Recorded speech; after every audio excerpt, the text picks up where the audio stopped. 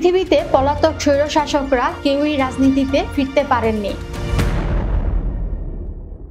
৮০ দশক ভয়ানক অর্থনৈতিক সংকটে দক্ষিণ পূর্ব এশিয়ার ফিলিপাইন, তবে তাতে ভ্রুক্ষেপ নেই দেশটির প্রেসিডেন্ট মার্কোসের।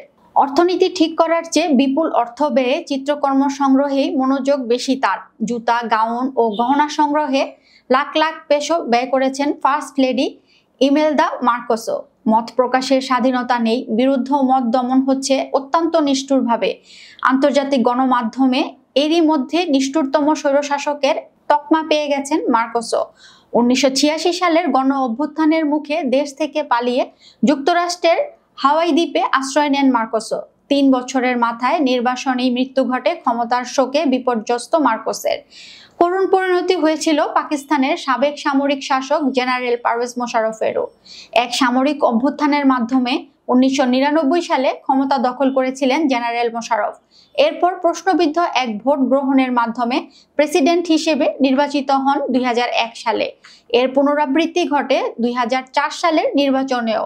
২০০৮ সালে নির্বাচনে তার দলের শোচনীয় পরাজয় ঘটে। এমন পরিস্থিতিতে পার্লামেন্টে অভিশংসনের মুখে পড়েন পারভেজ মোশাররফ। এই অবস্থায় পদত্যাগ করে পাকিস্তান থেকে পালিয়ে গিয়ে যুক্তরাজ্যে আশ্রয় নেন তিনি। এরপর নানা প্রয়াসের পরও দেশে ফেরা বা রাজনীতিতে পুনর্বাসন কোনোটি নিশ্চিত করতে পারেননি তিনি। শেষ পর্যন্ত দুবাইয়ের এক হাসপাতালে মৃত্যুবরণ করেন তিনি। গত কয়েক দশকে এমন গণ অভ্যুত্থানের মুখে দেশ ছেড়ে পালিয়েছেন অনেক স্বৈরশাসক, কিন্তু দেশ ত্যাগ করে পালানোর পর তাদের বেশিরভাগই দেশে ফিরতে পারেননি। আমৃত্যু নির্বাসিত জীবনযাপন করেছেন। আর হাতে গোনা যে কজন দেশে ফিরতে পেরেছেন তাদের কেউই রাজনীতিতে নিজেকে পুনর্বাসন করতে পারেননি। আর স্বৈরাচারী শাসকরা যখন গণরোষের মুখে ক্ষমতাচ্যুত হয় তখন তাদের অধিকাংশই দেশ থেকে বাধ্য হয়। অতীতে যেসব দেশ তাদের সমর্থন করেছেন, সাহায্য করেছেন, তারা তাদের কাছে আশ্রয় নেওয়ার চেষ্টা করে, কিন্তু অধিকাংশ ক্ষেত্রেই তারা সে আশ্রয় লাভে সক্ষম হয় না, কারণ এসব দেশের কাছে তাদের আর কোনো গুরুত্বও থাকে না। তাদের কেন্দ্র করে এসব সরকারের ভবিষ্যৎ কোনো পরিকল্পনা থাকে না। এছাড়া স্বদেশের রাজনীতিতে বড় পরিবর্তনের কারণেও এই ক্ষমতাচ্যুত স্বৈরাচারীরা আর নিজেদের পুনর্বাসিত করতে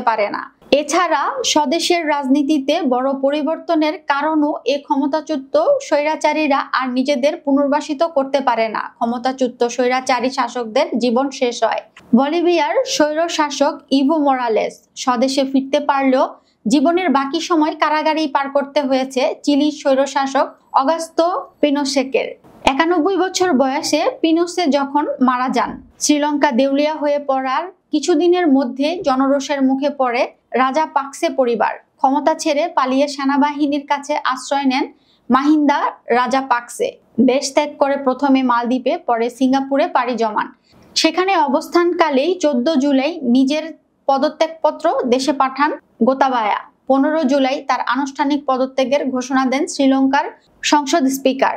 তিউনিসিয়ার স্বৈরশাসক জাইন এল আবিদিন বেন আলীর বিরুদ্ধে ২০১১ সালের ব্যাপক গণ অভ্যুত্থান শুরু হয়, যা জেসমিন বিপ্লব নামে পরিচিত।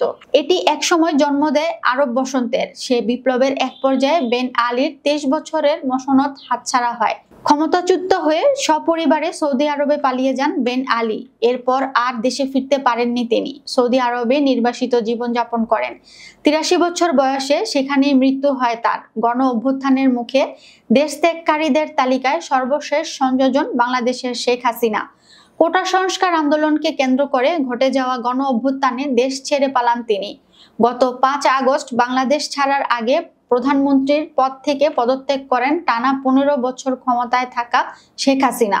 বর্তমানে ভারতের নিরাপদ আশ্রয়ে আছেন তিনি। তার যুক্তরাজ্যে রাজনৈতিক আশ্রয়ের প্রার্থনা এরই মধ্যে প্রত্যাখ্যান হয়েছে বলে ভারতীয় সংবাদ মাধ্যমগুলো দাবি করছে। ভিসা বাতিল করেছে যুক্তরাষ্ট্রও। শেখ হাসিনার ছেলে সজীব ওয়াজেদ জয় তার মা আর রাজনীতি করবেন না বলে শুরুতে ঘোষণা দেন।